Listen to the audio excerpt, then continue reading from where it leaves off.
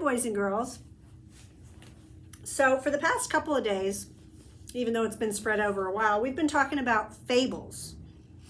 And fables are a type of old traditional story that is fiction. And remember, the animals acted like humans. It taught a moral or a lesson, and it had some type of trickery in it. Well, today I'm going to tell you about another type of fiction, and it's called a fairy tale. And I think a lot of you probably know fairy tales, but I'm going to try to read you some fairy tales that maybe you don't know. And I'm going to talk to you about what makes it a fairy tale or what fairy tales usually have in them. So to help you out with fairy tales, I made this anchor chart. I've got a little castle over here and a magic wand. So most fairy tales start with once upon a time. That's how they will start a fairy tale. It's almost like their lead. They usually lead with once upon a time. And their closing, they usually end with happily ever after. Or maybe they all lived happily ever after.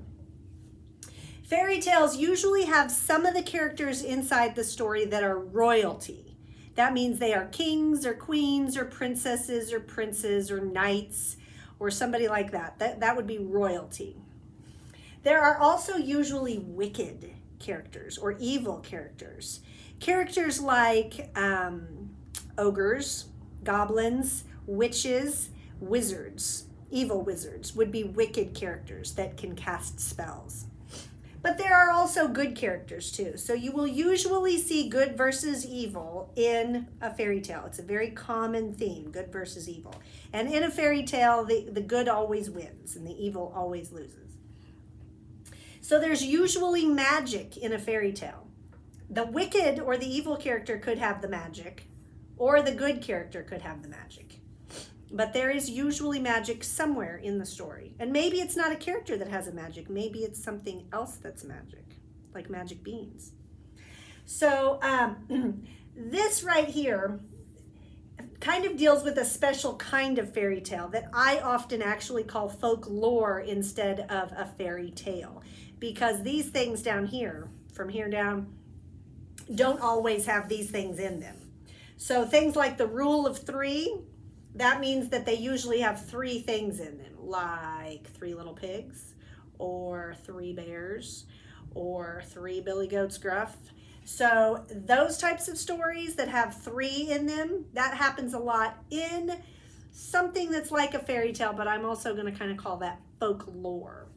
Okay, there is sometimes a lesson still in the fairy tale, but it's different than a fable. Because there can be animals in here, but there aren't always animals that are talking. Fairy tales usually have people. There is conflict, though. You can't see that at the very bottom. That's the good versus evil thing. So these are things that fairy tales usually all have. And here's the graphic organizer that you guys are going to be filling out. All right, so you're going to be talking to me about where's the setting at. And the setting is probably sometimes going to have a castle or a kingdom in it, right? And you're going to talk about the characters. The characters are probably going to have some type of royalty or wicked characters, right? You're going to tell me about the problem, which would be like the conflict, maybe the good versus the evil. You're going to tell me about that here and how that was solved. Maybe it was solved with magic. And that's actually the next piece. What magical things were in this story? What made it magic? And then last but not least, what was the happily ever after? Okay, how did they live happily ever after? All right, so that's what we're going to do with this. Let me back up a little bit to the lion and the mouse, the one we read yesterday. So if you filled this one out, you should have said that the characters in the story were the lion and the mouse, right? And that the setting was maybe in the jungle and maybe in the net, because that's where the lion got trapped. The problem was that, the problem with the mouse in the beginning wasn't really the main problem. The problem was really that the lion got stuck in the net. The solution was that the mouse repaid the kindness of the lion to get him out. So the lesson learned is that even somebody really small can help somebody, right? And favors will return themselves. So if you're good, good will come to you. is kind of the lesson of that. So I forgot to start with that. All right, the fairy tale I'm going to read you today is called Puss in Boots. So I picked this one because it might be one that you're not real familiar with. So remember, as you're listening to this story, be thinking about where's the setting, who are the characters, what's the problem, what's the solution, what is magical, and who lives happily ever after. I hope you enjoy this fairy tale.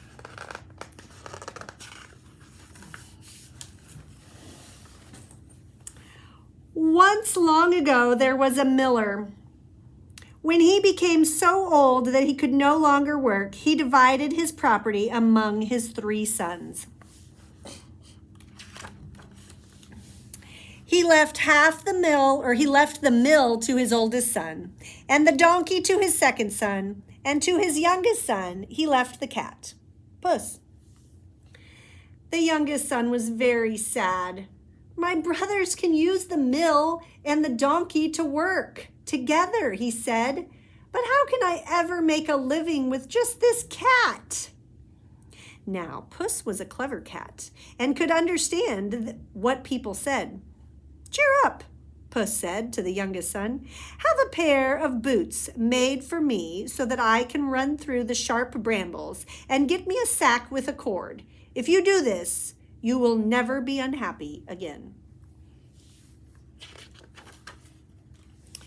The miller's son was very surprised to hear the cat speak, but he did as Puss told him. He got Puss a sack with a strong cord, and he had a fine pair of leather boots made to the cat's size. When Puss had learned to run in his new boots, he went to the bramble patch where many wild rabbits lived. Puss put some cabbage leaves and parsley and 2 carrots in the sack. Then he hid behind a tree and waited. Soon, a foolish young rabbit came along and hopped right into the sack. Puss quickly pulled tight the cord, and he slung the sack over his shoulder and hurried to the king's castle. See? Oh, he caught himself a rabbit. Puss knocked at the door. Out came the king and his guards. How do you do, your majesty? Said Puss. My master, the Marquis of Carabas, sends this rabbit to you. I've never heard of the Marquis of Carabas, exclaims the king, but I am very fond of fresh game, so I will gladly accept this present. The next day, Puss went off to a wheat field, and he filled the sack with golden grain. And he hid in the high grass and made the sound of a partridge. And soon a pair of foolish partridges heard the call and ran into the sack. Puss pulled tight the cord on the sack and hurried to the king's castle. Good day, your majesty, said Puss. The Marquis of Carabas hopes you will enjoy these birds at your dinner table. They are indeed fine birds, replied the king. He smacked his lips and called to the guards. See that cook prepares these at once. On the 3rd morning, Puss caught 2 large trout and brought them to the king too. Here is another gift, my lord, the Marquis of Carabas, explained Puss. The king was very pleased. He patted his round belly and said, The Marquis must be a fine person to send me all of these tasty treats. As Puss was leaving, he heard the king's coachman talking. The king has ordered that we ready his coach for a ride along the river today, said one, and he will be taking his daughter, the princess, with him, replied the other.